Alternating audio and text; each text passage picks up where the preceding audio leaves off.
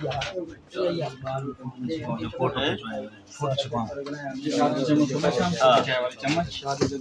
2 चम्मच सुबह शाम आपने पीने हैं,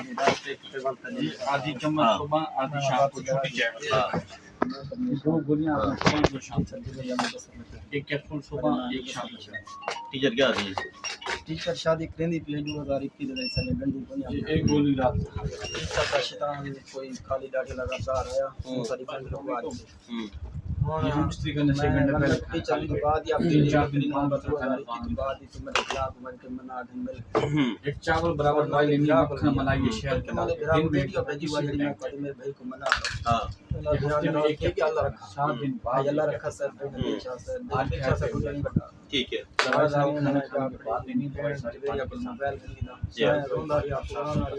थोड़ा दिसंबर 2021 को मैंने अच्छा सर के घरों को बैठक पे अल्लाह रखा तो हाथ बदल दिया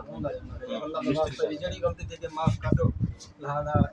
जवेरिया से मेरी शादी से मांडो मेहरबानी करो लेकिन ने हुन मैं वन मतवातर रोंदा रहना सऊदी आ गया अल्लाह दे घर रोंदा रहा अल्लाह तो मनदा या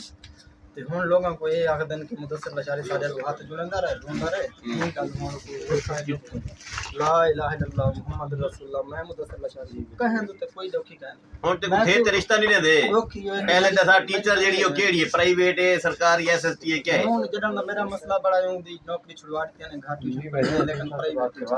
प्राइवेट टीचर है घर पढ़ेंदी है पढ़ी कीती है जो भी पढ़ी हुई लगे टीचर रिश्ता नहीं देंदे देखो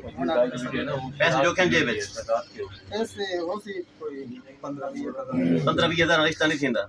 उमे मेरा घर है 2021 घर को छोड़ दो सुनो तो सही यार 1 करोड़ रुपया है कोल 1 करोड़ दी प्राप्ति है कितना है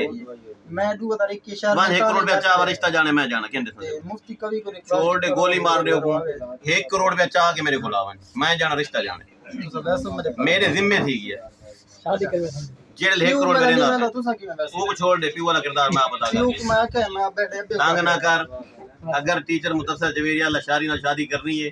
1 करोड़ रुपया गिन के मेरे को ला अच्छा बस आंदा पे रिश्ता करने ला तो मैं को आदन दी जुत्ती तुरट गई उन्हां दी गाल छोड़ मैं नहीं गाल मैं सुनना देख मेरी गाल सुन गाल है सदियां पेणियां ने टीचर मुदस्सिर जवेरिया ना अगर शादी करनी है वो आके कहंदी बहन है असां दे हक च तय अगर करनी हो तो जेडी दीवान की 1 करोड़ करी का ठीक है हां भाई चलो भी बंदा चलो मेहरबानी